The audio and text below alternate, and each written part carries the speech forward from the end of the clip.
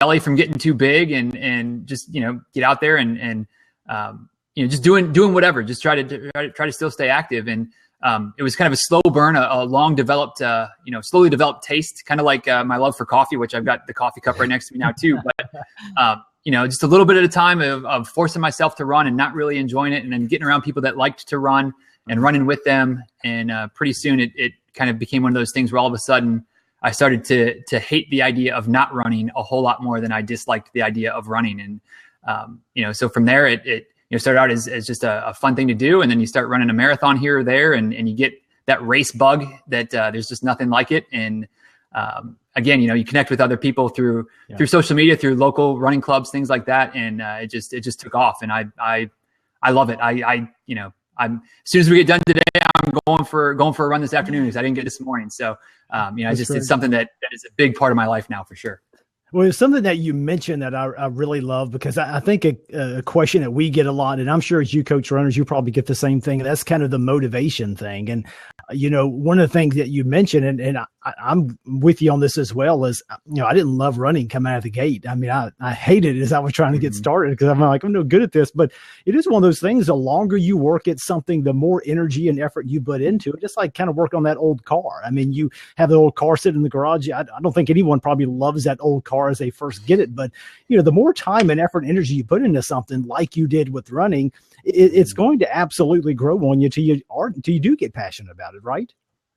Certainly. And you start to see some improvement too, like that first time that you step out the door, the idea of running to the end of the block might be more than you even want to begin to even think about. And then, you try it a couple times and you stick with it. And pretty soon now the block is no big deal. And now it's, getting to the first mile, and then it's getting to the first 10 or first 5K. And you just keep seeing progress that you're able to do more than you could, last week or last month or last year. And it just becomes even more infectious because you can see that progress. At least that's how it works for me. And I feel like, like you say, you may not be good at it at first, but if you start to see that progress, it starts to become more fun because you feel like you're getting a little bit better.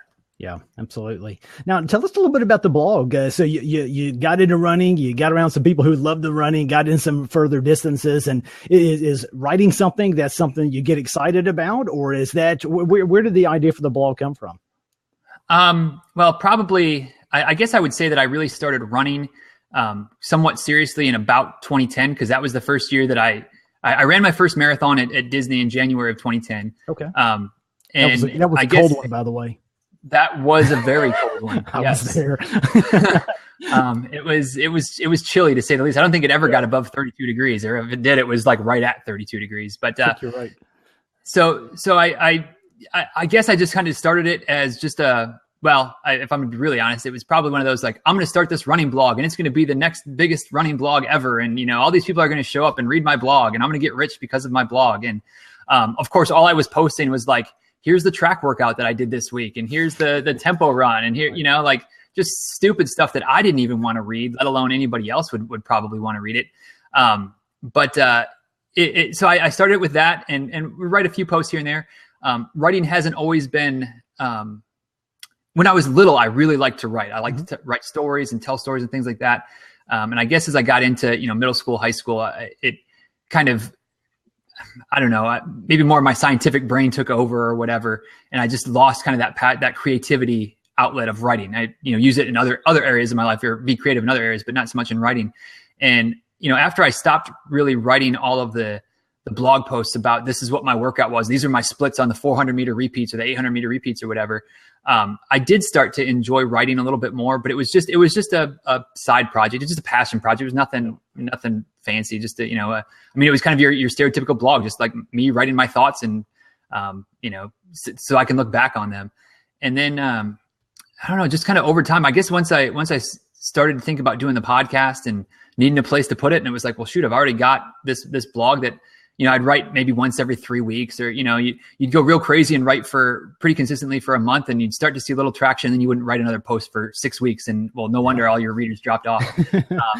But so then I still had this, I was still paying for the domain, or I still owned the domain. And like, I might as well, if I'm going to do a podcast, like I'll just tie it in with the blog. And it's kind of grown and taken off a little bit in the last, I guess, it's it's been a little over a year or almost a year and a half now that I've really kind of been somewhat diligent about podcasting regularly and posting regularly and things like that. And I like to think maybe it's a halfway decent resource now. Finally, I've got some stuff there that I'm kind of proud of a little bit.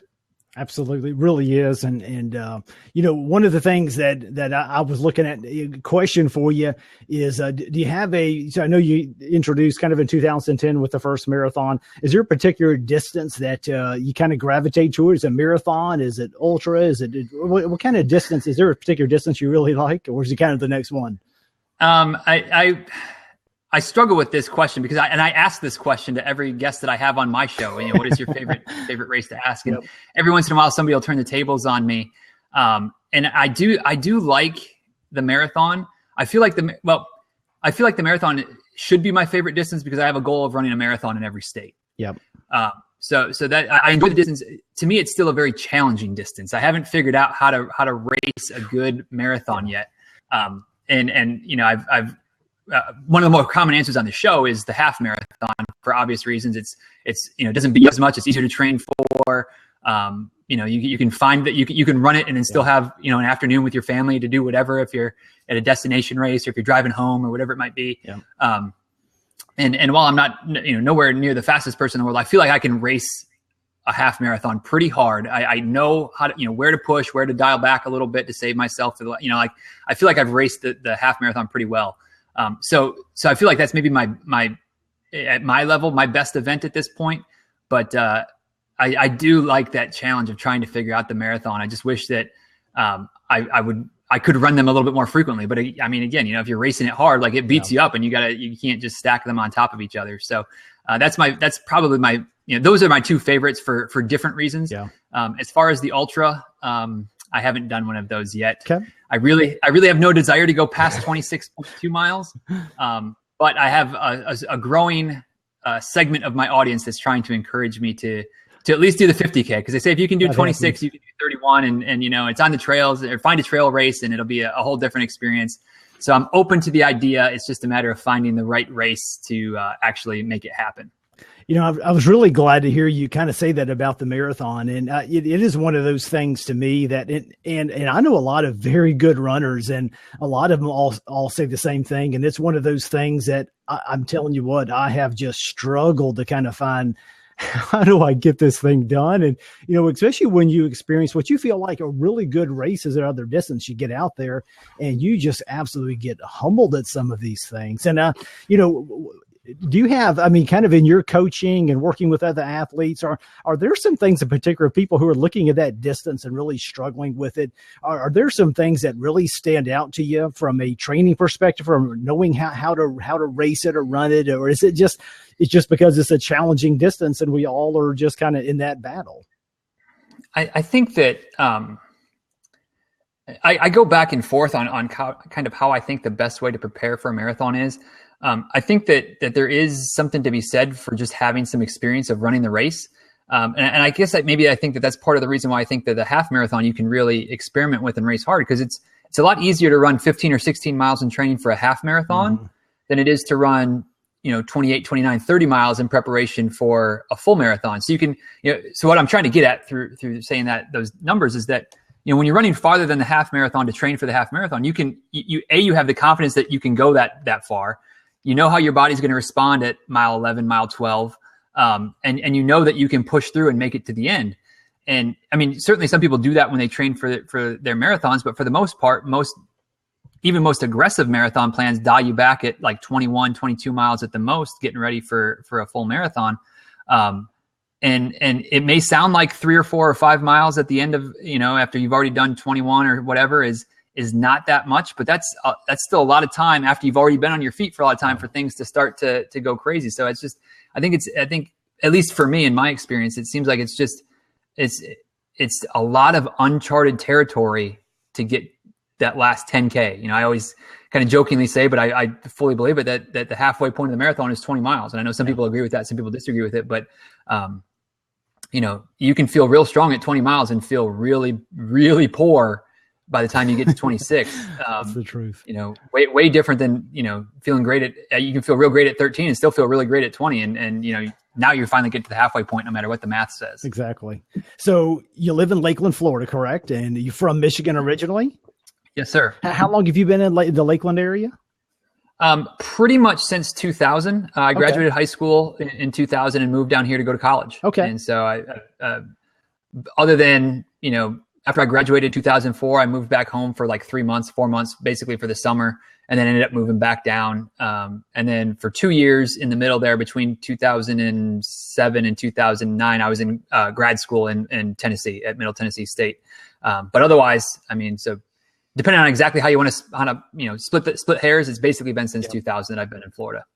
How do you enjoy training? Or do you have some good places? Of course, I know the heat. I can just only imagine it pretty much year round prepares you. But how do you enjoy training in Lakeland? We have a great community of runners. We've got a runners club that I have no idea how many people are in it, because it's just huge. I mean, there's so many folks, and there's so many like there's the runners club, and then there's all these different sects of the runners club, as that training groups that train together at this time, or we follow this schedule because this is what works for work or family or whatever. But we've got just a great community of runners, which makes it fun. All the local races are very well attended and very competitive. You've got to be running in most of the age brackets. You got to be running 17, 18, maybe 19 minutes 5K to be in the top three of age groups. And so it's 19 are the slow age groups, which not to speak poorly of anybody, but I mean that's getting into the old. There's people in their 50s, 60s, 70s that are still running right around 20 minutes flat. So it's a competitive running community, but it's a very supportive running community. It's fantastic. Heat, certainly. We're right in the center of the state. Basically, if you threw a dart right between Orlando and Tampa, that's pretty much you're going to hit us, which means we don't get very many of the ocean breezes or the Gulf breezes that help to cool it down. So we get hot and humid, and that helps somewhat. I try to use it as an advantage. If I can train here and then go run somewhere where it's 55 or 60 degrees and people might be complaining that that's too warm, to me that feels fantastic. And being from Michigan, of course, I know what running in the winter is like. I don't mind it as long as I'm awake. I'm not somebody that can run when it's 30 degrees outside and it's 5 a.m. But as long as I'm awake, I can run in the cold. But so I feel like I've got a little bit of advantage because I know what cold is like, and I certainly am trained with what heat is like. The one thing we don't have in the entire state of Florida is much for hills. So when you hear the jokes about Florida runners doing their hill training on the highway overpasses or things like that, it's true. That's one of the places that we do our hill work, and so it's tough when you go somewhere to run and there's actual hills and there's actual terrain. Yeah. Because you just can't prepare on that here, but it's a great community to run in for sure. Well, it's funny. I kind of said the same thing. We were down on family vacation in July, and so I was running on the flat. But it's like you said, hey, there's a trade off because I live in the Atlanta area where we have the hills. But boy, I tell you what. When it's that kind of temperature, that kind of humidity, you're dealing with something else a lot of other people don't get. So there's definitely a trade-off. There's no doubt about that. Yeah. And you run into a lot of folks down here in the summertime that get really frustrated because they don't feel like they're getting any faster. It's like, I'm working hard and I've been training hard, and, my 5K time is going down or it's staying the same at best. And it's like, you just gotta, just relax for a second, like get to November, get to December, when all of a sudden the humidity dissipates a little bit and we get some more reasonable temperatures. And you might be surprised at how fast all of a sudden you are when your body doesn't have to worry about cooling yourself at the same time that it's worrying about, really trying to put the pedal to the metal over the course of a race. Now, do you have any marathons kind of on the docket? I know you're doing the 50 marathons in 50 states. Do you have any coming up that you're excited about? Nothing on the schedule right now. It's it's been a lull for me. Last July we had our firstborn. So, so I ran my last full marathon, the April, I guess, before our daughter was born. Okay. And I just haven't signed up for anything yet, because wasn't sure for that first year kind of about travel and where, finances, of course, plays a big role in the travel and the race and all of that 9 yards. So I've done several halves locally, was planning to get out to California this summer to speak at a race and run the race there. I was really looking forward to it, and got to the airport and the flights were canceled. And by the time they could reroute and rework me there, I wouldn't have made it in time for the expo the night of the race. So, kind of a learning experience of maybe schedule a extra day for travel just in case. But that was the only marathon I was scheduled to run this year. And then I don't have anything currently on the docket for next year, but I'm definitely getting that itch to get another couple of states on the marathon list knocked out. So nothing imminent, but always looking for the right opportunity to jump on it, when the opportunity presents. Now, I know you've done a lot of podcast episodes and talked to a lot of guests, and I'll ask a little bit of a loaded question, but are there a handful of guests? Are there particular stories that you kind of heard over the years that really stand out to you? Oh man, yeah, that's a loaded question for sure. I know. I started my podcast with the idea that every runner has a good story to tell. And I really do believe that that's the case. And so there's been lots of great stories over the last, however long it's been, 21 months, I guess. I started in July of 2014. So whenever you're listening to this, but as we're recording it, it's almost a year and a half now. And I mean, just there's so many great stories from, I've had Olympians on the show, or people that are trying to, that are gearing up for the Olympic trials this year for the marathon. So it's just some of the stories of what it's like to be a professional athlete, which is something I can't wrap my head around. I mean, just, it sounds glorious. Like, oh, you get up in the morning and you run, and then you take a nap, and then you get a massage, and then you do this, and then you go run again. And then, I mean, like, it sounds awesome, but I mean, it's their job. So it's, they enjoy it certainly, but you get a different take, or different side, I guess, of what running is when it becomes someone's job, as opposed to, like us, that, we work or we do whatever we do. And then we try to, make sure we can run for our sanity. They're trying to do other things for their sanity. So there's those stories which always stand out. One of the first episodes I had, I was talking to a guy who's an ultra runner out in Utah, I believe. And he was telling a story about how one day he was running. He usually takes his dogs with him in the trails. He can kind of let the dog off the leash, and the dog runs and comes back to him and runs. And all of a sudden he sees the dog coming back to him, and it just blew right by him. I mean, just, ears pinned back, going as hard as he could go the other way. And he kind of stopped and like, what the heck is this? And kind of around the corner, this big bull moose is just charging at him. And he's just like, well, I guess the dog knew what he was doing. So he turns around and starts running, and just, you got this bull moose charging at you. So that was a fun story. And obviously, he was okay. So that was a better story. But, stories like that, stories of how running has helped people overcome, loss or tragedy or, big disappointments. I mean, it's just, the range of stories that you would think you could hear talking to 100 and something people over the course of a little over a year. Pretty much heard all of them. And even the stories that you kind of hear repeatedly, they're still great because everybody has their own little, their unique take on it. And it's just, it's a lot of fun to talk to folks on a regular basis. Yeah, I think it's the one thing that you pointed out that I love about being at a race is knowing, hey, if you're like at the Disney Marathon, it's not 20,000 runners, there's 20,000 stories. And, and I know some of the ones that I've struggled the most in, where I've cramped or something, all of a sudden it is a great experience just to be able to talk with them and just to be able to hear the story of the person next to you, what they've overcome, what they're going through. And I'm sure that's the same thing that you have with the group that you train with in the community down there, to hear what everyone is going through is always something special. Oh, certainly. I mean, and that was the motivation, was that, the folks that we run with on a regular basis, you get to know them, and, every Saturday for the long runs, like, the conversation might start off about, is there a race we're training for, or what are we running today, or how are your legs feeling? But then it doesn't take very long, and it starts to divert off into, how are your kids, or how is work, or how is dinner last night, or just, whatever, wherever the story takes you is where it goes. And that was my idea with the show, was like, we'll start off talking about running, and sometimes we stay on running topics for the whole, 45 minutes to an hour. And sometimes running almost as a footnote, like, that's what gets us started. And then all of a sudden we're off on, Lord knows what type of rabbit trail. And it's just a natural, organic conversation. That's what I love about real life conversations that I'm having with folks while I'm running. And that's what I try to emulate in my show as well.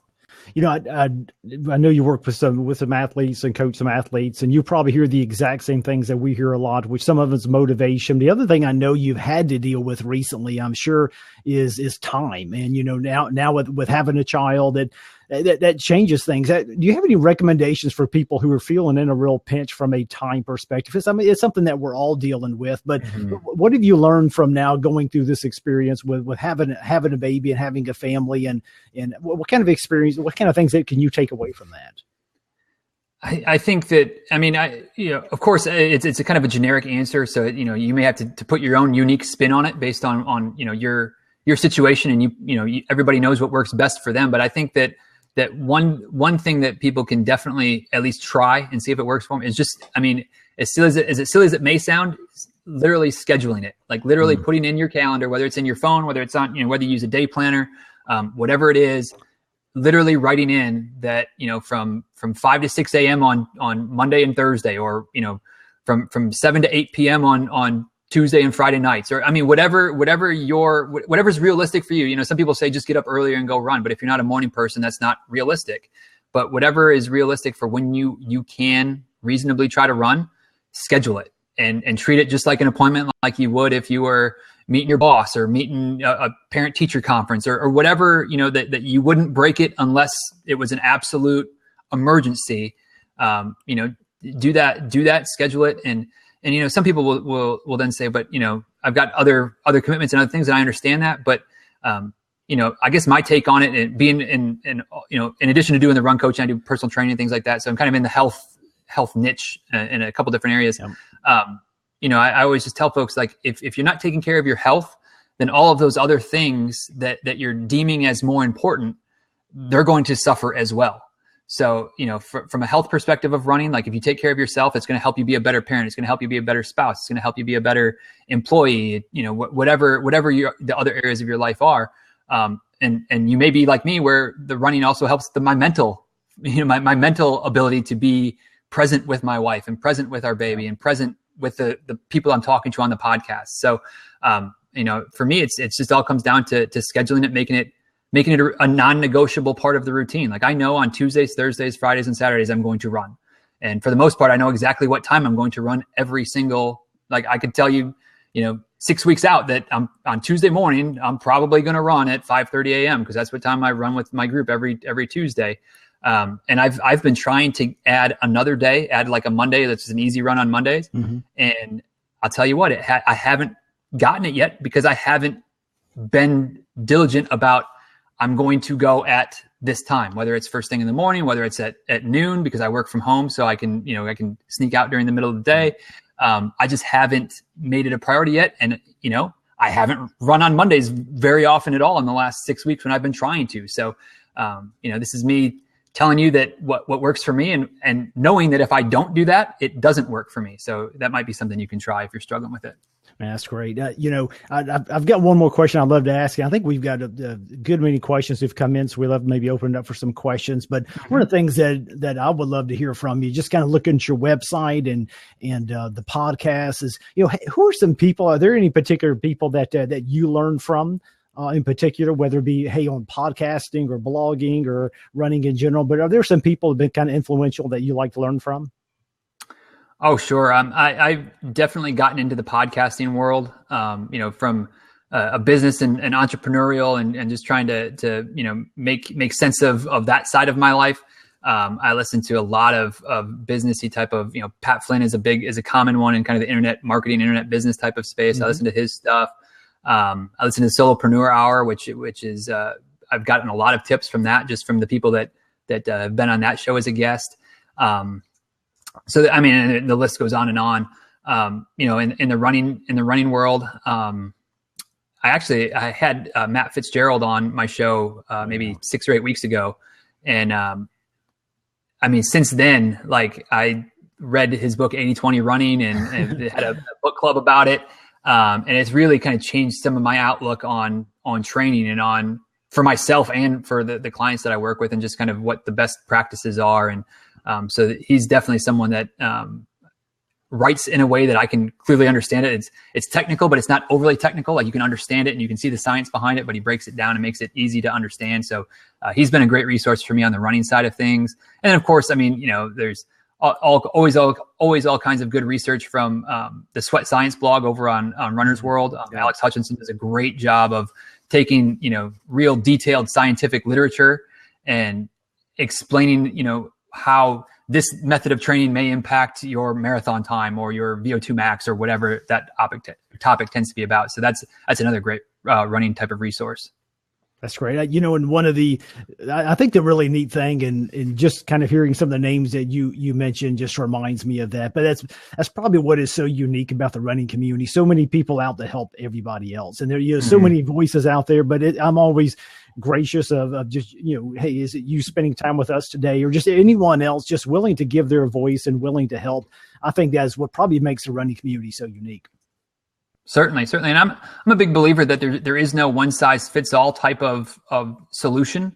So it's good to get some different voices and some different opinions and then use that feedback or that input from a couple of sources that hopefully know what they're talking about, but to find out what works best for you. Because, I'm talking about scheduling, and that may be the best thing for me, but maybe that's not the best thing for you. So you hear somebody else talking about, just having, this is my goal of running this many times per week. And you have that flexibility to, something comes up on Monday, so you switch Monday to Tuesday, or just whatever works best for you. But, get some input, but then ultimately it comes down to what works for you, and not, who cares what works for me? Like, if what I do doesn't work for you, and it doesn't work for you. So that's move on at that point. Yeah.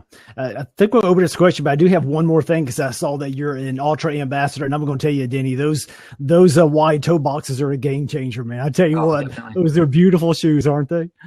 They are easily the best shoes that I've ever worn. They take some adjustment. It's a little bit of a process to get used to running with zero drop, and your toes do feel like there's nothing there, and that's a good thing. If your shoes are working great, that what you have on now, don't switch. But if you're having problems, I can't encourage Ultra enough. I love them. They're great. I agree. Love those. Brandon, do we have some questions? Just read them. Okay. Where are we? Well, we got one from Katie Kitchens. Katie asks, "What is the most unique runner experience you've ever had at a race?" Oh boy. I don't mean to disappoint you, Katie, but I'm one of those runners that I really like. I hear all these cool stories, and then when I show up at the race, or at least where I'm at in the race, there's not anything that crazy, that outlandish. I guess for me, my most unique experiences or my best memories from the races that I've run I've run several Disney races. I talked about being in Lakeland. We are, literally it takes me 45 minutes to get from my house to the Magic Kingdom. So we have passes. We go up there regularly just for something, kind of as our entertainment budget for the year usually is to get passes to Disney. And I've run several of their races.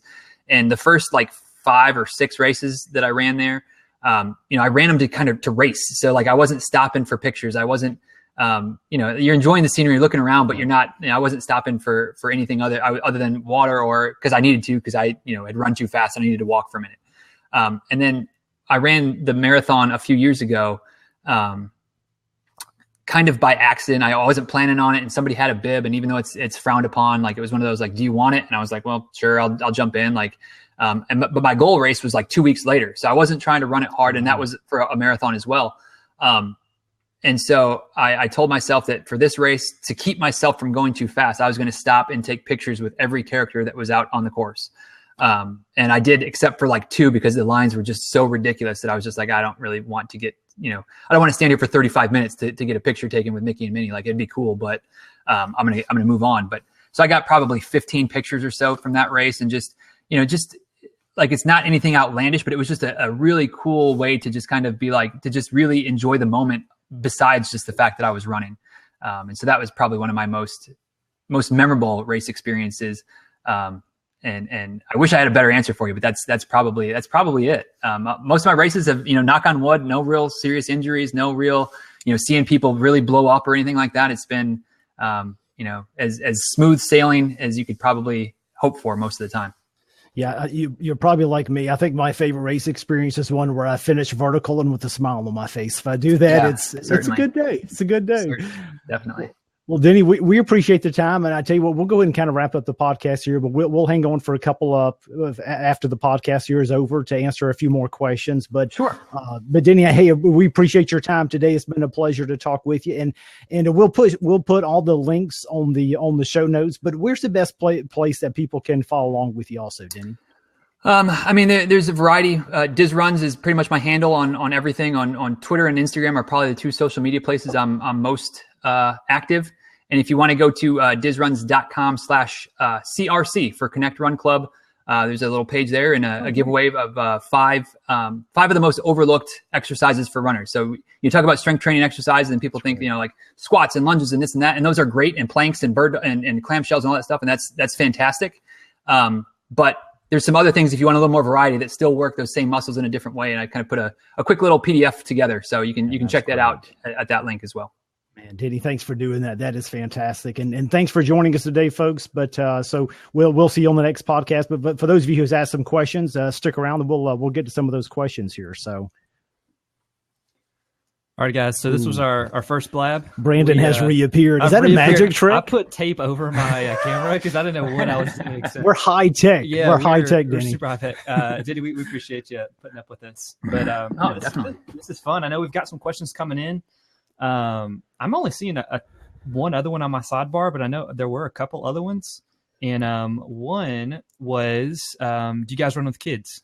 So I do once in a while. A 1-year-old, is that right? Yeah, she's I guess, if we want to be real technical at this age, she's 16 months just the other day. That's so awesome. Well, congratulations. Thank you. I've run with her several times. Lately, she's been a little bit less enjoyable she's enjoyed the stroller rides a much less in the last couple of months than she did when she was a little bit younger. So it's a little bit more of a battle, but we've got the Bob stroller, and I use that. There was at one point when she wasn't sleeping as well through the night, and so she'd wake up a lot of times like at 5:00, and that was usually about the time that I would leave to try to go run with my group. So I would just take her and throw her in the stroller, so that my wife could get an extra hour of uninterrupted sleep. So we've been running with her fairly regularly.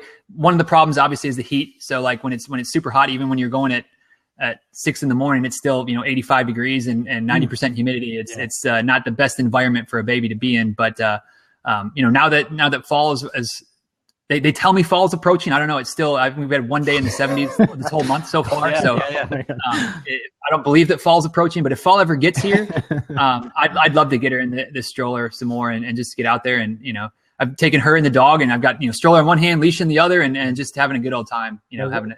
What type of stroller do you use? I've got a friend who's pregnant, or he's not pregnant. His wife is pregnant, but he's talking about running strollers the other day. Is there one that you'd recommend or one that you like? We use a Bob. It's the Bob stroller. I don't remember if it's bob.com probably, but it's fantastic. It's an older model. We got it used from actually my mother-in-law was working at kind of like a mom swap type of thing and saw it, and she was like, "Do you want this?" And we were like, "Oh yeah, absolutely." Because it was like half price. They're expensive, but man, they're worth it. They roll over bumps and curbs and grass and I mean I don't know that I'd take it on a technical trail, but anything that you're going to run across on a normal sidewalk, street type of run, quiet streets, whatever, like it'll smooth ride over all of that kind of stuff. Bob stroller, very cool. Like that. Well, sweet. We got another question from Hannah Russell. Looks like, and do you follow a specific diet during peak running season / training?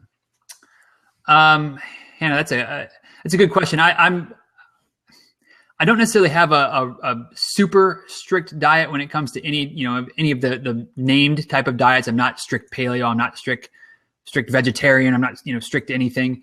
I've found I experiment a lot with my diet. So I've done a lot of trial and error, not even necessarily related to just running training wise, but just in general.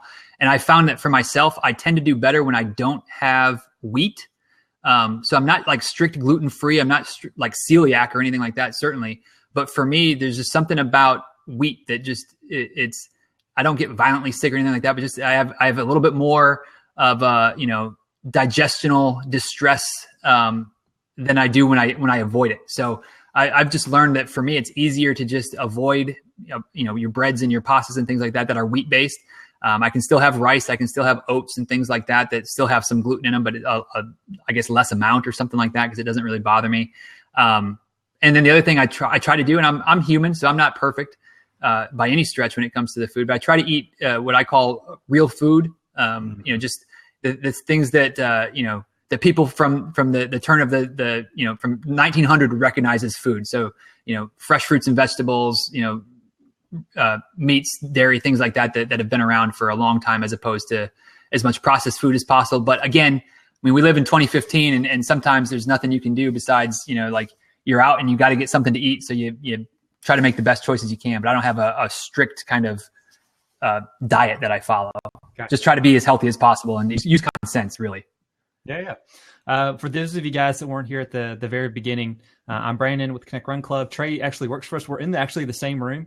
That is my hand over his. So yeah, we kind of keep looking at each other. But Trey is also a running coach. So Trey, I'm gonna turn that question to you. Do you follow a specific diet when you're training? No, I think I'm with Denny on that. I think the biggest thing is to try and eat as much as regular food as possible. We do a good bit organic, and just try and stay away from as many of the chemicals as possible. And it just, in fact, it is really interesting. My dad is going through this scenario. He had knee surgery a couple of years ago, and he's been battling some pain, just some kind of bad for the last couple of years. And he finally went to a chiropractor recently, and she made him do a 30-day cleanse and get off of everything. And literally all of a sudden he has gone pain-free. And she was like, hey, you can increase some of the foods if you want. He was like, why do I want? He's like, I'm not in pain anymore. And it's amazing to realize he was running with a lot of pain. Now all of a sudden he is pain free. And it's like, and all of it comes from just stuff out of his diet. He has done nothing different physically. And so if you have a question about what you're putting in your body, my dad is a testament to just be able to see, hey, it makes a big difference of all the things that we have no idea that we're putting to our body. And and Denny, I know you're probably the same way, but I tell you what, when you go out on a training run, your run is going to go pretty much how your nutrition went that week as well. So it certainly pays off. And I've even noticed from a training perspective that I fuel better with real food. So it's less convenient than sticking a gel or a chew or something like that in your belt or your pocket or whatever. But man, like if you can, loop back to your car and have an orange or a banana or something like that, for me, again, and it's trial and error, figure out what works best for you. But for me, citrus, I don't know what it is, whether it's the vitamin C, whether it's the citric acid, or whether it's, I don't know what it is. But like, I almost feel like like something sci-fi, like I bite into an orange when I'm running. I feel it just pulsing through my whole body, like immediately. Wow. It sounds ridiculous. And I almost feel like I'm ridiculous saying it, but like, I literally can feel the energy coming after an orange or a tangerine or any type of citrus fruit on a run. So awesome. Real food, but definitely. That one goes right into, I think, the next question from Lisa Colliner Williams. So what is your favorite energy bar? Yeah, I guess it kind of does. There you go.